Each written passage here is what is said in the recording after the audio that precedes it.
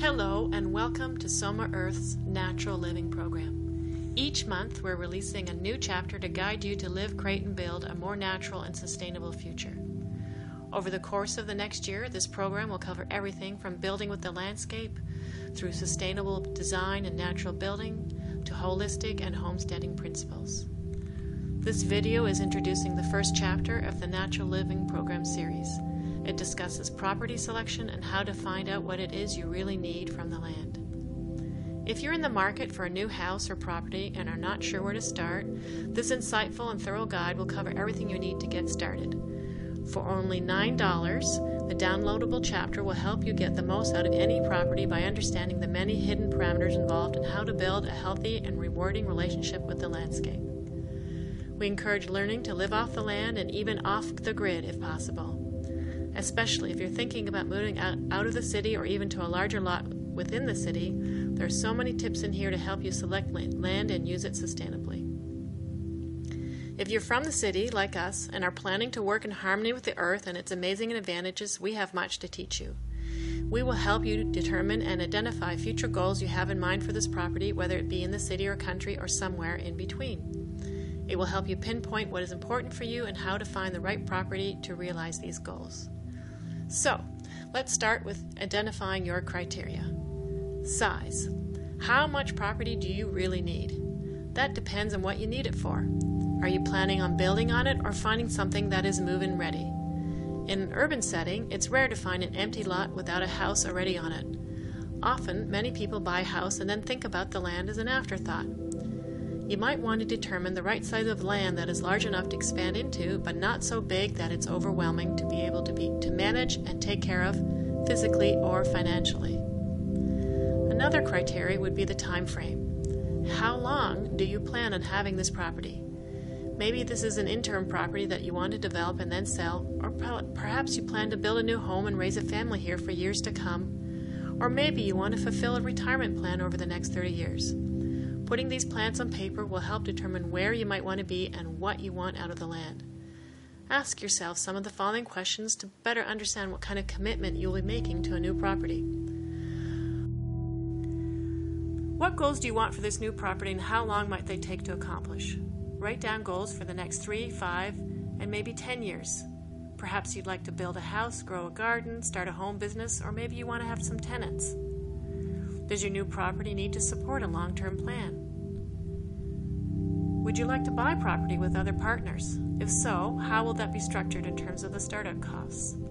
You might want to investigate the legal implications of shared versus private ownership before you buy a property. Also, an important criteria is location. As the saying goes, it's all about location, location, location. So when you begin your search for the perfect property, remember to look into the surrounding amenities and if they meet your everyday or every month routines of shopping, healthcare, schools, parks, etc. These factors often determine how near or far we're willing to live from a family or even favorite coffee shop.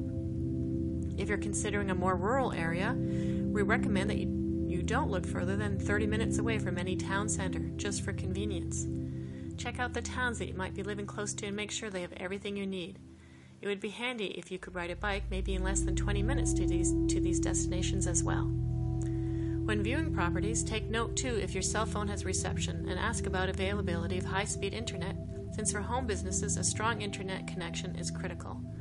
For example, I know of a woman who bought a perfect log cabin and the real estate agent said there was internet available. However, upon moving in, they found they were in an internet dead zone, which was completely detrimental to her livelihood. She ended up suing the real estate agent for an amount of money to cover the cost of an internet satellite system.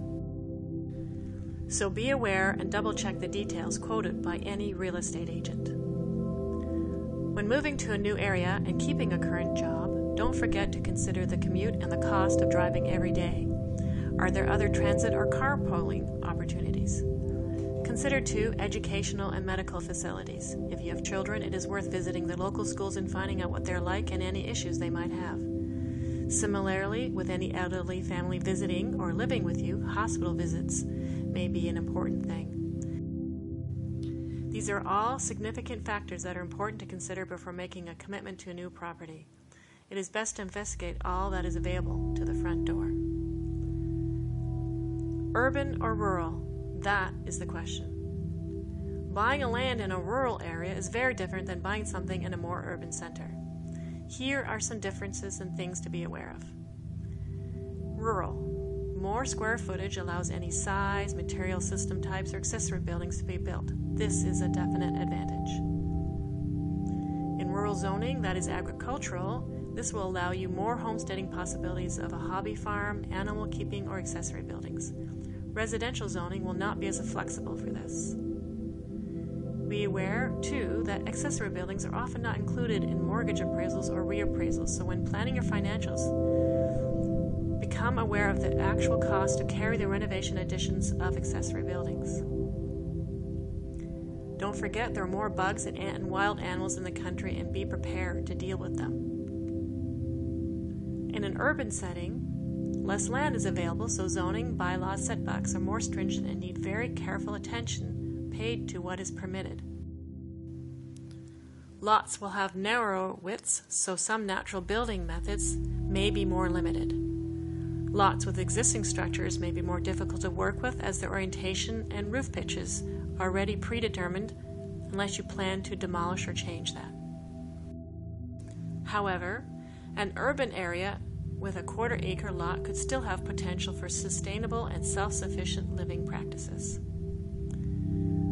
So, hopefully after reviewing some of these questions, you have a better idea of what you're looking for.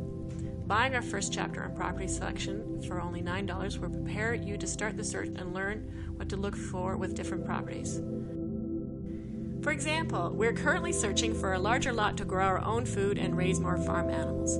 After stumbling across what we thought was the perfect property, we soon found out that it is in a floodplain area and that a snowmobile trail ran right next to the house, so that all winter, or at least on the weekends, it would be quite noisy.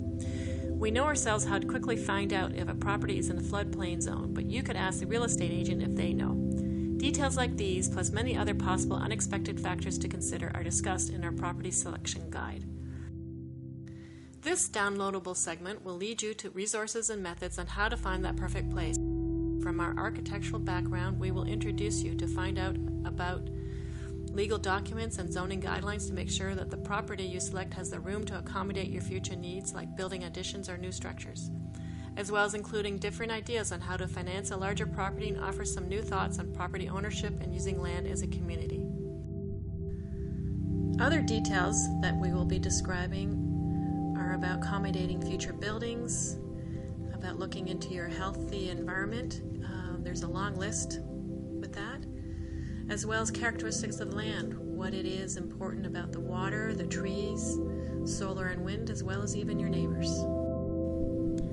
For all this information, including how to accommodate homesteading principles into future properties and strengthen your relationship with the land, you can buy this first chapter of the Natural Living Program, which will also prepare you wonderfully for our next chapter that discusses how to become self-sufficient and how to implement homesteading principles in urban or rural settings, no matter what the size of your land is. Thank you for watching our introduction video of the Natural Living Program. You can download each chapter for $9 at somaearth.com. However, we have a special for the next 2 weeks of our introductory chapter on property selection until September the 14th, 2012, at a 50% discount for only $5. Please visit our website for more information on the Natural Living Program at somaearth.com.